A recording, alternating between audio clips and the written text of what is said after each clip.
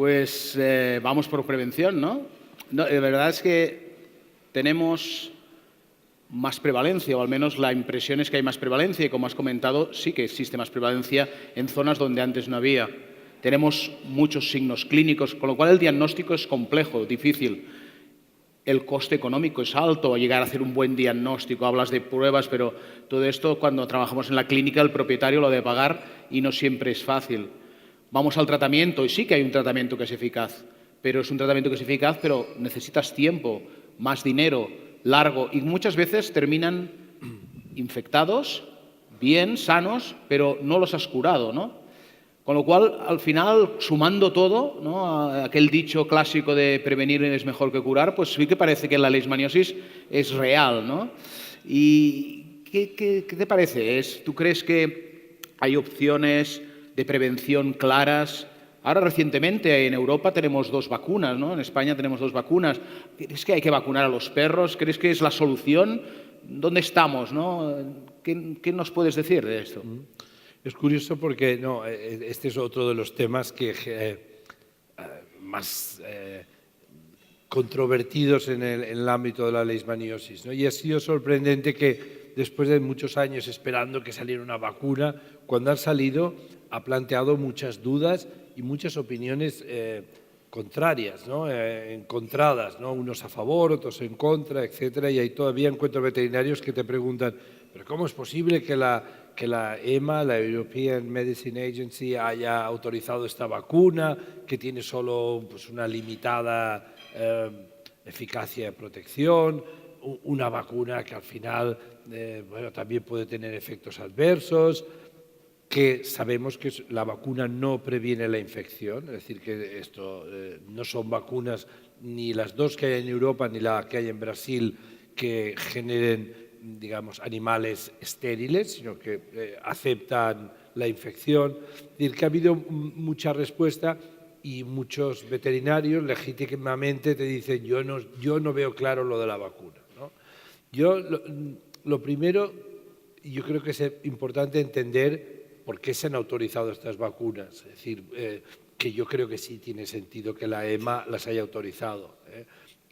Lo primero de todo, porque son seguras. Es decir, esto sí que ya se comprobó en los primeros estudios, pero ahora después de vacunar miles de perros, se sabe que hay pequeñas reacciones adversas como con cualquier tratamiento, pero no estamos delante de una vacuna por la que nos tengamos que preocupar. Es decir, sobre todo una de ellas, la más nueva, es una vacuna absolutamente segura que no da efectos adversos casi nunca, y la primera da unos efectos adversos que son tolerables y que están dentro de la franja de lo que es aceptable. Esto en primer lugar. En segundo lugar, es verdad que tiene una eficacia limitada, es decir, la vacuna protege un 70%, tiene con los estándares digamos, internacionales lo que se llama una eficacia de protección cercana al 70%, que no es mucho. Luego hablaremos de insecticidas, probablemente son más efectivos en la prevención, pero es verdad que para ser una vacuna frente a una enfermedad causada por un protozoo no está mal. Es decir, yo creo que no es acertado comparar la prevención de la leishmaniosis con la prevención del moquillo o del sarampión o de enfermedades víricas donde un anticuerpo neutralizante es capaz de bloquear totalmente la progresión de la infección. Las enfermedades producidas por protozoos tienen una inmunidad mucho más compleja y no es fácil llegar a estos índices de protección. De hecho, las vacunas que se están probando de malaria y que la OMS considera que están en la franja de lo aceptable, tienen eficacias de protección en torno al 50 y 60%, las mejores que se han conseguido. Y también hay que decir que en el mercado tenemos vacunas que tú conoces bien, frente, por ejemplo, a tos de perreras, etcétera, que tienen unas eficacias de protección muy bajas, de 60, 70, 80%. Es decir, que esto per se tampoco es un motivo para decir esta vacuna es inaceptable. Finalmente, es verdad que la vacuna no actúa protegiendo la infección. Los perros vacunados, cuando son mordidos o picados por el flebótomo, aceptan al promastigote y este desarrolla un ciclo completo y produce infección. y la vacuna actúa en fases posteriores de la inmunidad más adaptativa, reduciendo la probabilidad de que haya signos clínicos, como decía, lesiones y signos clínicos, pero es verdad que no previene la infección. Pero hay que mirar la parte, digamos, positiva. De alguna forma es complementaria con otros métodos de prevención que tenemos que sí que actúan sobre la infección. Es decir, que también entiendo la visión de la Agencia del Medicamento de decir, bueno, tenemos unos buenos tratamientos ya para prevenir la infección, ahora añadimos uno que tiene como fundamental digamos, mecanismo de acción el prevenir que esta infección, en el caso que se haya dado, pueda evolucionar a enfermedad con signos clínicos y con todas sus manifestaciones. Por tanto, hay elementos múltiples a favor. Y hay uno último que para mí también pesa en la decisión de la Agencia del Medicamento, Europea del Medicamento, que es decir, la utilización de las vacunas de forma masiva nos puede dar una información muy útil sobre la capacidad que tienen las vacunas de impactar en la epidemiología de la leishmaniosis. Es decir, con estudios pequeños, controlados, realmente no vamos a saber si la vacunación es un instrumento de suficiente potencia como para reducir la epidemiología. Sabemos que los insecticidas lo son. Los insecticidas, luego lo comentaremos, pero han mostrado en muchas ocasiones que si se utilizan de forma conjunta en un territorio, generan esto que se llama efecto masa, disminución de prevalencias, etc. Pero de vacunas no se sabe muy bien, esto no se ha utilizado mucho.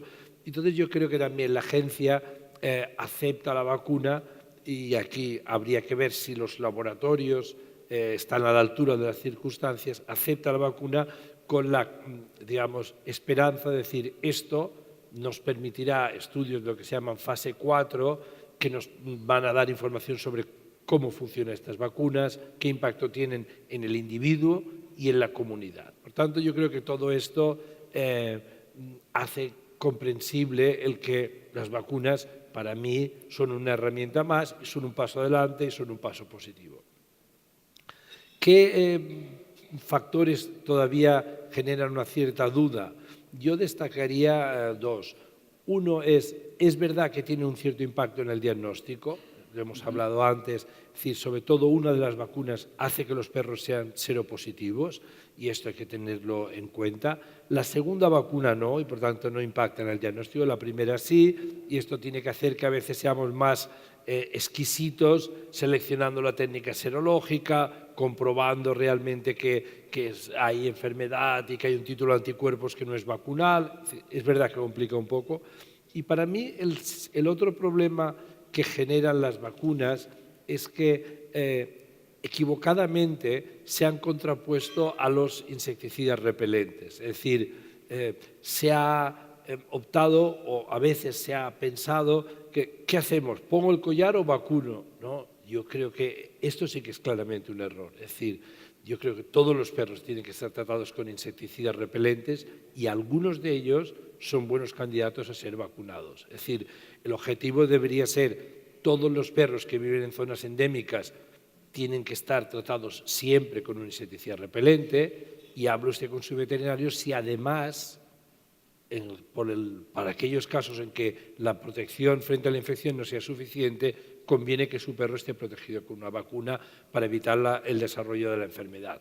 De la misma forma que en las zonas que hay filariasis, todos los perros tienen que estar protegidos con ivermectina o con una lactona macrocíclica para evitar que tengan la infección.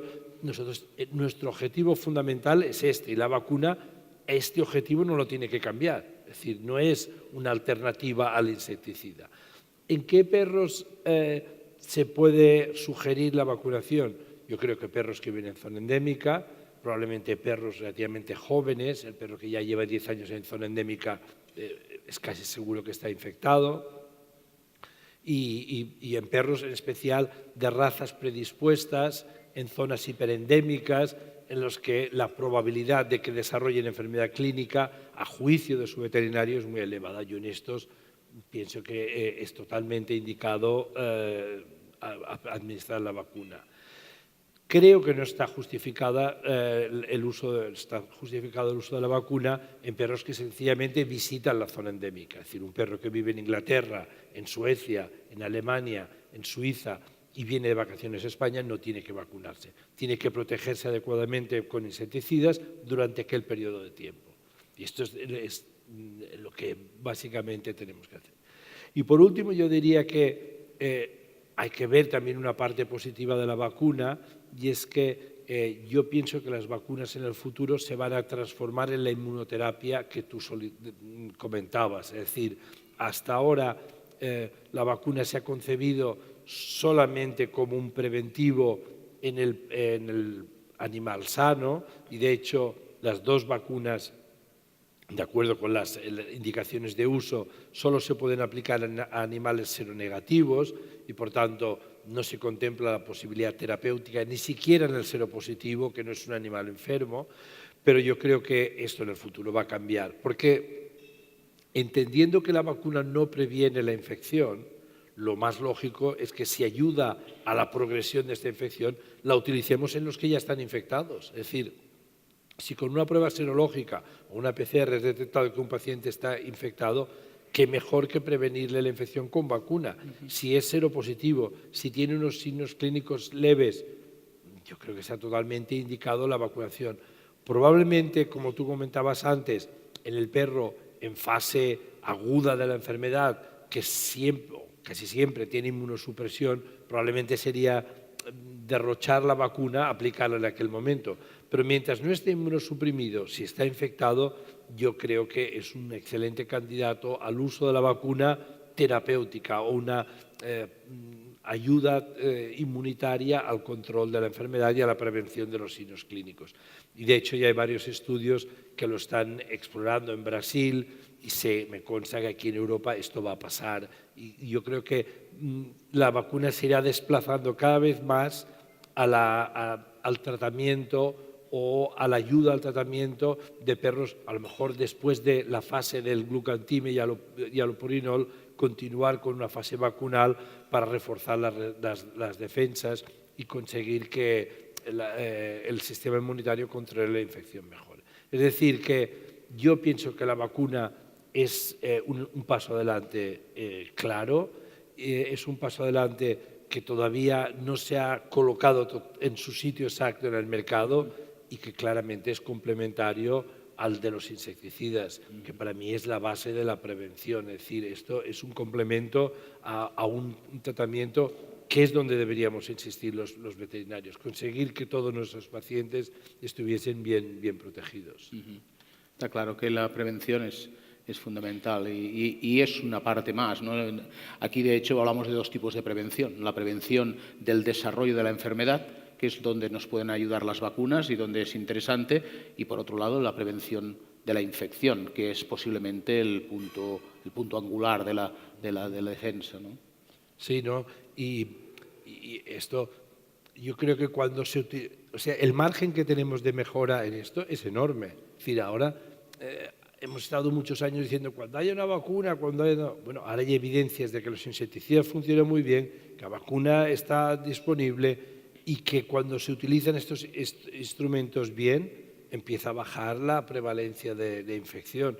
Bueno, entonces hay que ser mucho más riguroso y sabemos que el margen que hay, es decir, todos hacemos historias clínicas cada día y sabes que cuando preguntas ¿y qué utiliza para prevenir tal? Te dicen, no, yo le pongo las pipetas. Dice, no, las pipetas. ¿Sabe el nombre? No me acuerdo muy bien. Bueno, ¿cuándo se lo puso por última vez? Ahora, hace nada, de este mes, justo antes de Navidad. Digo, hombre, es que estamos en marzo. Navidad fue hace 3 meses. Entonces, estos son los gaps que tenemos que cubrir. Es decir, no hace falta esperar que venga un premio Nobel a diseñar una gran vacuna. De momento, utilicemos bien lo que tenemos, que yo creo que es el máximo, digamos, campo de mejora que tenemos en estos momentos, ¿no?